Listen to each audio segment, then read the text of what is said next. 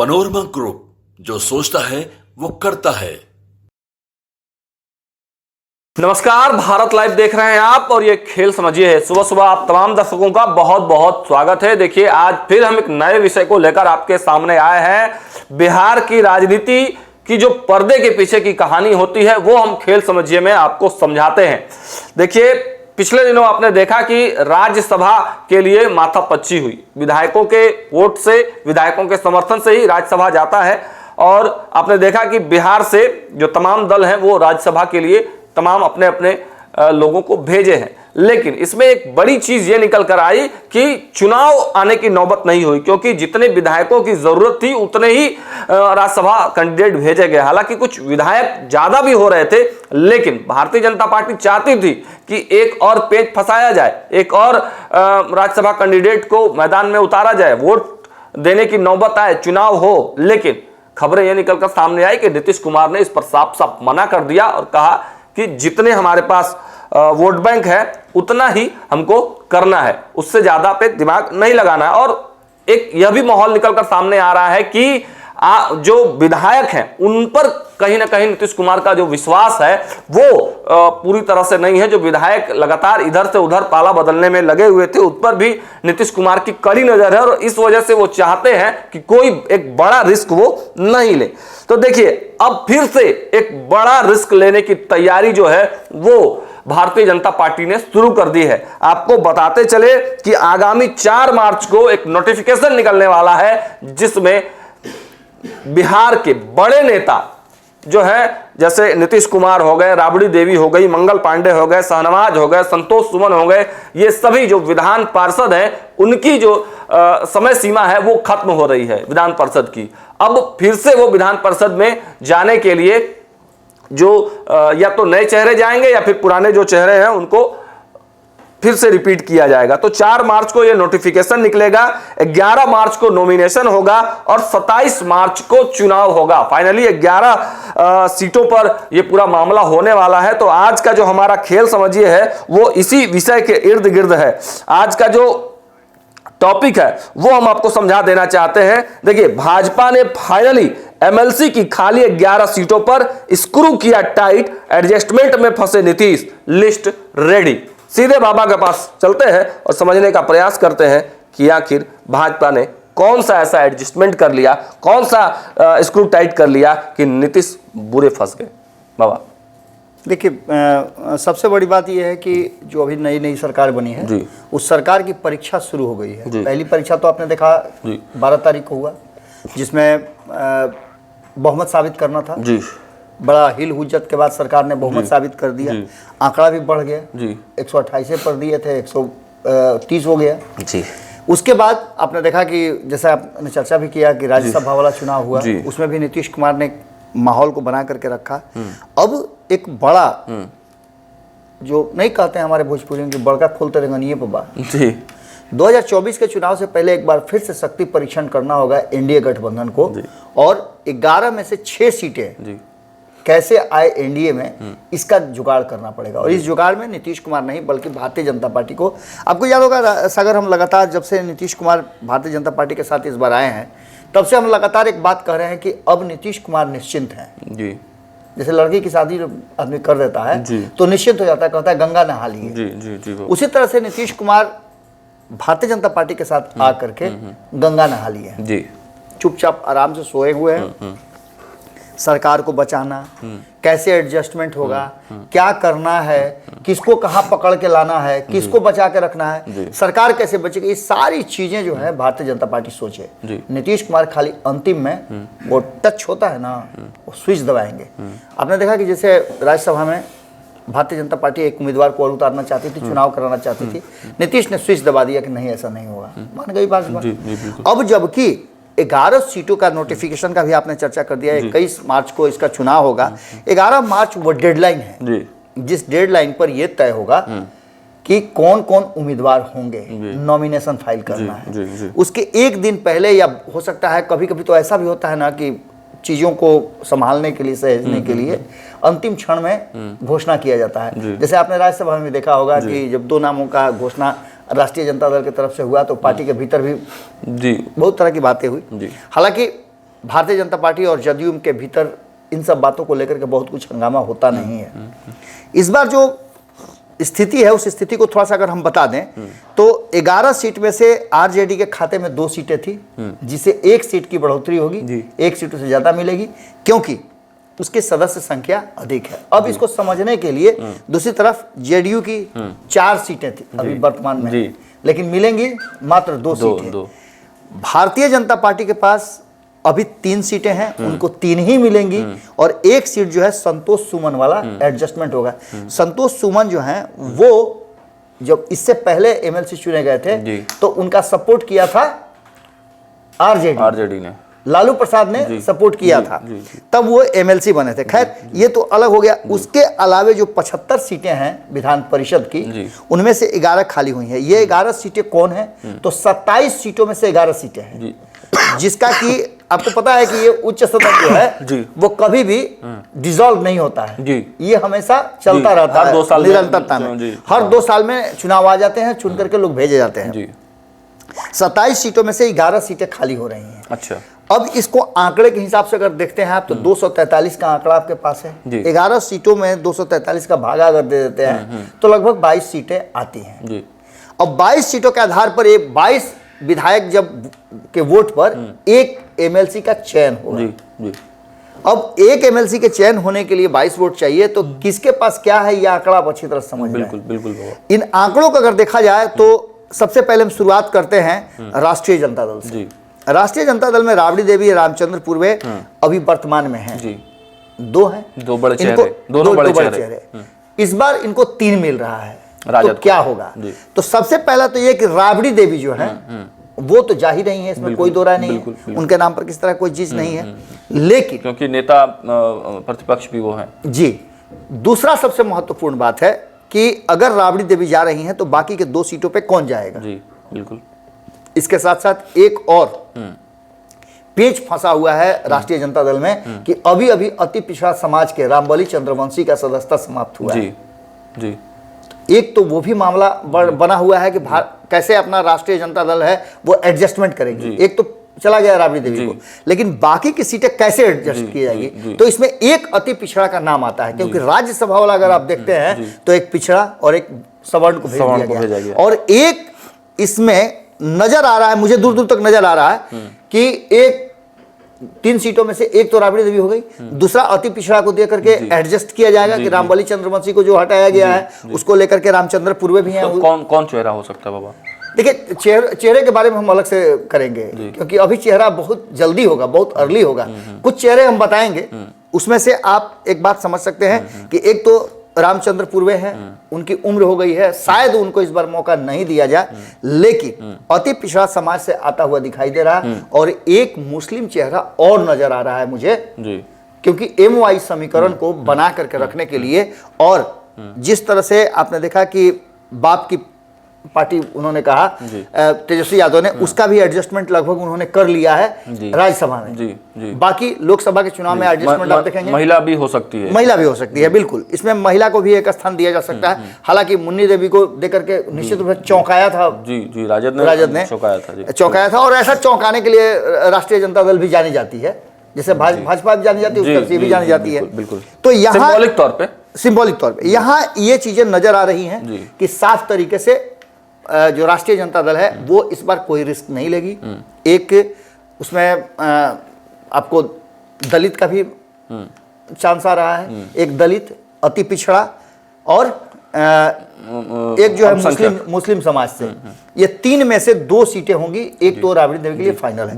दूसरा सबसे महत्वपूर्ण बात है कि कांग्रेस जो उसके साथ एलाइज पार्टनर है, अगर सीटों का आंकड़ा देखें तो 76 सीटें अभी वर्तमान में, 3 सीटें घटने के बाद 76 सीटें जो हैं वो आरजेडी के पास है। इसमें अगर 22 से हम करते हैं तो 66 सीटें, यानी 10 सीटें एक्स्ट्रा हो जाती हैं। उसके बाद अगर कांग्रेस की बात करते हैं तो 19 सीटें कांग्रेस के पास हैं, 16 सीटें जो हैं वो लेफ्ट के पास हैं। ये सब मिलाकर के 45 सीट हो जाता है, यानी 2 सीटें, 3 सीट तो उधर हो गया, 2 सीट, 5 सीट इधर कंफर्म हो रहा है, जिसमें से 1 सीट कांग्रेस और 1 सीट लेफ्ट को जा सकता है। बाबा लेफ्ट को ज्यादा नहीं देगी, क्योंकि राज्यसभा में लेफ्ट के विधायकों ने सपोर्ट किया था, तो हो सकता है कि लेफ्ट के पास क्या ज्यादा जाने की संभावना है? नहीं, ऐसा नहीं होगा। इसलिए नहीं होगा, और इसलिए हम इस बात को कह भी रहे हैं कि कांग्रेस को अभी भी जो राष्ट्रीय जनता दल है वो राष्ट्रीय पार्टी है और उसको नाराज नहीं करेगी। इसलिए एक सीट कांग्रेस को जाना है, और जो हम दलित की बात कर रहे थे या अति पिछड़ा की बात कर रहे थे वो उसी समाज से हो सकता है। तो राजद अपने कोटे का एक नहीं काट सकती है, एमएलसी काट के लेफ्ट को दे दे, क्योंकि लेफ्ट नहीं, ये पांच सीटें हो रहे हैं ना, 11 में से 5 सीट आ रहा है ना, 3 सीट तो कंफर्म हो गया राजद का। इससे पहले 2 सीट था, 2 के जगह पर 3 सीट उसको मिल रहा है, 1 सीट तो ऑलरेडी उसको बढ़ गया। वो एक्स्ट्रा वाला 1 सीट क्या वो लेफ्ट को जा सकता है, तो बाकी 2 सीट बचता है ना, एक लेफ्ट को और एक कांग्रेस को। एक लेफ्ट को एक कांग्रेस को देकर के अपने 10 सीटों का उधर मिश्रण करके वो 44-45 सीट जो हो रहा है वो पूरा कर लेगी, और उसके आधार पर 2 सीटें एक कांग्रेस को और एक लेफ्ट को दे देगी, तो दोनों का एडजस्टमेंट भी हो गया गठबंधन में। इसमें हो सकता है कि एक चौंकाने वाला डिसीजन भी हो सकता है। अब इसमें चौंकाने वाला डिसीजन क्या होगा, तो आप वेट एंड वॉच की स्थिति में रहिए। जो चीजें चल रही हैं, संपादक नमन मिश्रा जी भी देखे पंचनामा में बोल रहे थे कि अगर वीआईपी के साथ या उपेंद्र कुशवाहा के साथ या चिराग पासवान के साथ या पशुपति कुमार पारस के साथ किसी के साथ एनडीए में एडजस्टमेंट अगर नहीं होता है तो वहां के लिए एक सीट जो है राष्ट्रीय जनता दल रिजर्व रख सकती है और एमएलसी का सीट देकर के वो अपने कुनबे में उसे शामिल कर सकती है, जैसे पहले संतोष सुमन को किया गया था। दूसरा, आप बढ़ जाइए, अगर आप आते हैं जनता दल यूनाइटेड की तरफ, तो 1 सीट तो नीतीश कुमार के लिए रिजर्व है। 2 ही सीटें इनको मिलना है। तो इन 2 सीटों में चूंकि 45 का ही आंकड़ा इनके पास है, तो 1 सीट नीतीश कुमार को, और खालिद अनवर का खाली हो रहा है, रामेश्वर महतो खाली हो रहा है, संजय झा का खाली हो गया। ये 4 सीटें उनकी खाली हो रही हैं, जिसमें मिलना 2 ही है। तो एक तो नीतीश कुमार हो गए, बाकी बचे 1 सीट। तो 1 सीट में एक बहुत महत्वपूर्ण बात है कि आपको नजर आ रहा होगा कि कुशवाहा समाज थोड़ा नाराज चल रहा है। पहले उपेंद्र कुशवाहा की सीट दे दिया आपने सवर्णों को, दूसरा एक कुशवाहा का सीट खाली हो रहा है रामेश्वर महतो को, आप उनको देंगे कि नहीं देंगे, ये भी एक बड़ा सवाल खड़ा हो रहा है। रामेश्वर महतो तैयार हो रहे हैं चुनाव लड़ने के लिए। यहाँ एक नाम उमेश कुशवाहा का आता है, उसके बाद श्री भगवान कुशवाहा का भी नाम आ रहा है, इसके बाद धीरज कुशवाहा भी हैं। लाइन लगा करके लोग खड़े हैं कुशवाहा समाज से। तो कुशवाहा समाज को एक दूसरा सीट जो है जा सकता है, नहीं तो इस सीट को दलित समाज के तरफ भी शिफ्ट किया जा सकता है, क्योंकि दलितों का भी एडजस्टमेंट एनडीए में जितना हुआ है उसी हिसाब से उसको भी प्रभावित करने की कोशिश कर सकते हैं, या फिर एक अति पिछड़ा को भी जा सकता है। लेकिन जो लवकुश की पार्टी कही जाती है जदयू, उसमें सीधे तौर पे नजर आ रहा है कि एक कुशवाहा का स्थान बनता है। वो भी उमेश कुशवाहा की जो है, हाँ, उमेश कुशवाहा के अलावा और भी लोग हैं। उमेश कुशवाहा को चुनाव भी लड़ाया जा सकता है, लेकिन और भी लोग हैं जिनका जनाधार भी है, उन लोगों को आप कर सकते हैं। इसके आगे अगर भारतीय जनता पार्टी की तरफ अगर बाबा इसमें जो खालिद अनवर है उनको एमएलसी क्यों नहीं भेजा जा रहा है? क्या फिर उनको देखिए खालिद अनवर को बताए तो कि अल्पसंख्यक समाज को पूरा करने के लिए अगर भारतीय जनता पार्टी के साथ एडजस्टमेंट हो जाता है, इससे पहले भी आप देखिए कि और भी उसमें लोग हैं, अल्पसंख्यक समाज से खालिद अनवर की जगह पर किसी और को भेजा जा सकता है। लेकिन मेन जो है लौकुश की पार्टी वहां आकर के कांटा फंस। खालिद अनवर का क्या होगा बाबा? खालिद अनवर को भेजा जा सकता है उनको लोकसभा लड़ने के लिए।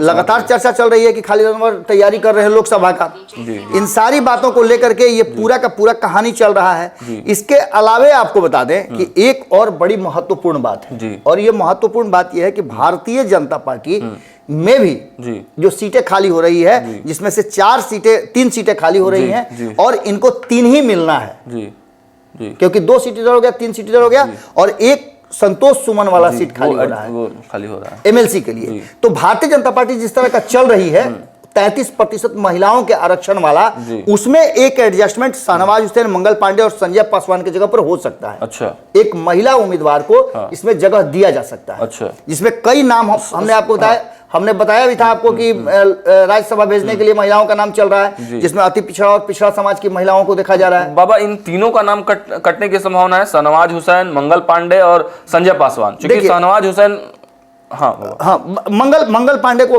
लगातार चल रहा है कि वो चुनाव लड़ेंगे, सिवान से उनकी तैयारी चल रही है। तो संभावनाएं है कि सिवान से या दूसरा चर्चा चल रहा था कि बक्सर से इनको चुनाव लड़ाया जाएगा। तो एक तो मंगल पांडे का नाम, प्रदेश अध्यक्ष की भी चर्चा चल रही थी, प्रदेश अध्यक्ष की भी चर्चा चल रही थी। तो एक मंगल पांडे का एमएलसी बनना और नहीं बनना अटका हुआ है। दूसरी तरफ शाहनवाज हुसैन को भी चुनाव लड़ाने की तैयारी चल रही है, इनके लिए तैयारियां चल रही हैं। इनके भागलपुर से भी चल रहा है, किशनगंज से भी चल रहा है। दोनों सीटें जो है वो इनके लिए रखी जा रही हैं। तो शाहनवाज हुसैन का, संजय पासवान की बात करें तो ये मुखर तो है लेकिन उम्र इनका भी हो गया है, तो इनको और कोई जिम्मेवारी दी जाएगी। तो ऐसी स्थिति में इनके बेटे के लिए शायद चर्चा चल रही है क्या बाबा? हो सकता है, पासवान हो सकता है लेकिन भारतीय जनता पार्टी जानते हैं कि जिस तरह की पार्टी है उस तरह की परिवारवाद को सपोर्ट नहीं करती है। हालांकि गुरु प्रकाश सबसे उपयुक्त उम्मीदवार बिल्कुल कहे जा सकते हैं। ऐसी स्थिति में आप समझ सकते हैं जो बाकी के 2 सीटें होंगे उसमें बहुत सारे नाम सामने आ रहे हैं, जिसमें ललन पासवान हाल फिलहाल में ज्वाइन किए हैं